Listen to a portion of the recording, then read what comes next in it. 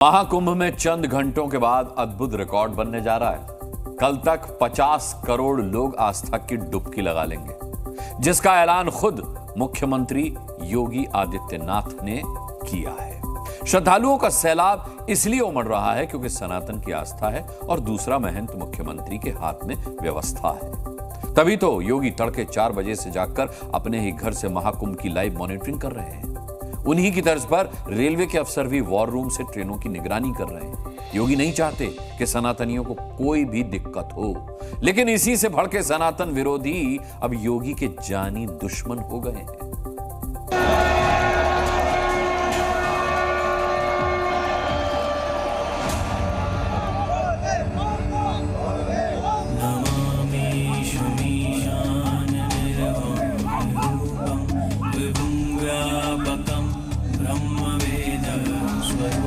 मैंने योगी जी को मैं मानना चाहता हूँ, मैं डॉन बनना चाहता हूँ। इस व्यक्ति को कठोर से कठोरतम दंड दिया जाना चाहिए। गीदड़ कभी शेरों को धमकी नहीं दिया करते। योगी महाकुंभ को संवार रहे हैं तो कुछ सनातन विरोधियों को ये नागवार गुजर रहा है। मैंने योगी जी को मैं मानना चाहता हूँ। आस्था के महापर्व से योगी सनातन की धर्म ध्वजा लहरा रहे हैं, लेकिन कुछ सनातन विरोधी योगी की जान के दुश्मन बने बैठे हैं। मैंने योगी जी को मैं मानना चाहता हूँ, मैं डॉन बनना चाहता हूँ। मुख्यमंत्री योगी आदित्यनाथ को जान से मारने के मंसूबे पालने वाला कौन है, ये आपको बताएंगे। उससे पहले जान लीजिए कि आखिर क्यों सनातन विरोधी योगी आदित्यनाथ के दुश्मन बने बैठे हैं, और इसकी वजह है महाकुंभ की भव्यता और दिव्यता। प्रयागराज में महाकुंभ के दौरान नया रिकॉर्ड बन चुका है। माघी पूर्णिमा के विशेष स्नान में 2 करोड़ से ज्यादा भक्तों ने गंगा यमुना में डुबकी लगाई है। अब तक 46 करोड़ से ज्यादा श्रद्धालु महाकुंभ में स्नान कर चुके हैं, जिन पर आसमान से हेलीकॉप्टर के जरिए योगी सरकार पुष्प वर्षा करवा रही है। संत से लेकर सेलिब्रिटी तक और आम श्रद्धालुओं से लेकर वीवीआईपी तक सबका महाकुंभ में तांता लगा हुआ है। हर कोई महाकुंभ में आकर डुबकी लगा रहा है। महाकुंभ को भव्य और दिव्य और साथ ही सुरक्षित बनाने में योगी आदित्यनाथ कोई कोर कसर नहीं छोड़ रहे। 50 करोड़ लोग महाकुंभ में स्नान किए हैं, लेकिन कुछ लोगों की आदत है, चोरी छिपे उन लोगों ने कोरोना की वैक्सीन लगवाई, लेकिन दुनिया को कहते रहे रे मत लगाओ। ऐसे ही चोरी छिपे, वो तो आज के दिन पे बहुत कोई छुप नहीं सकता। चोरी छिपे चुपचाप संगम में डुबकी लगा करके आ गए, लेकिन जनता जब पुण्य का भागीदार बनने के लिए, स्नान करने के लिए जा रही है, कह रहे मत जाओ मत जाओ। जिस वक्त देश में ज्यादातर लोग सो रहे होते हैं, योगी महाकुंभ के महास्नान की उस वक्त भी मॉनिटरिंग कर रहे थे, ताकि माघ पूर्णिमा के स्नान में किसी तरह का व्यवधान न आ सके। सुबह 4 बजे से सीएम योगी अपने आवास में बने वॉर रूम से महाकुंभ में महास्नान की लाइव मॉनिटरिंग कर रहे थे। सीएम के साथ डीजीपी प्रशांत कुमार, प्रमुख सचिव गृह संजय प्रसाद और कई सीनियर अफसर भी मौजूद रहे। इस दौरान महाकुंभ के हर एक सीसीटीवी का कंट्रोल सीएम योगी आदित्यनाथ के पास था। योगी लखनऊ से बैठकर पुलिस प्रशासन के सीनियर अफसरों से पल पल की अपडेट ले रहे थे। योगी ने इससे पहले भी महास्नान पर ऐसे ही सुबह 3:30 बजे से ही लाइव मॉनिटरिंग की थी।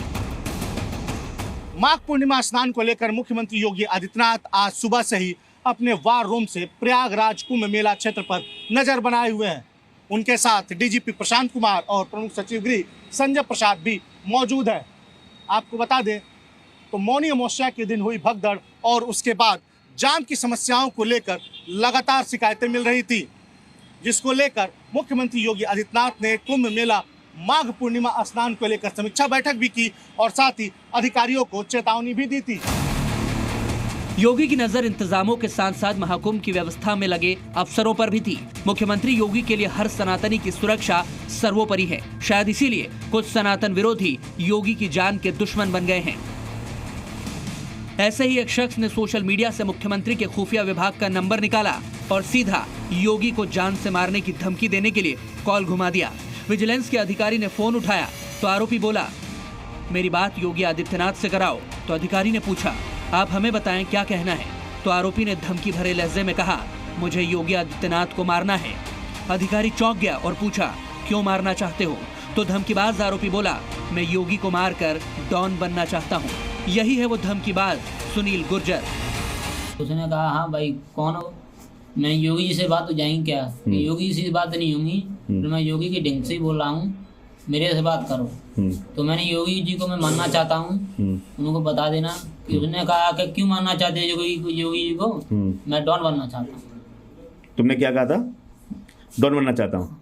अच्छा, क्यों डॉन बनना चाहते हैं? क्या मंशा थी तुम्हारी? डॉन की कोई मतलब नहीं जी, दिमाग में बात आ गई, सो मैंने जी कर दिया। तो फिर उसके बाद में क्या हुआ? उसके बाद मैं फोन काट दिया मैंने, नंबर भी काट दिया मैंने। डॉन बनने की ख्वाहिश में योगी को धमकी देने वाले को योगी फोर्स ने मध्य प्रदेश के मुरैना से ढूंढ निकाला। अब योगी फोर्स इस धमकीबाज का अच्छे से इलाज करेगी। आगरा से यूपीएसटीएफ टीम आई थी। एक लड़का था जिसने फोन करके और माननीय मुख्यमंत्री उत्तर प्रदेश को मारने की इन्वेस्टिगेशन में आई थी। सुनील गुर्जर नाम के लड़के को पकड़ा था और से पूछताछ की जा रही है। महाकुंभ के योगी को धमकी मिली तो महाकुंभ में आए संतों का आक्रोश फूट पड़ा। गीदड़ कभी शेरों को धमकी नहीं दिया करते हैं। गीदड़ों की औकात नहीं होती है कि जो शेर को धमकी दें।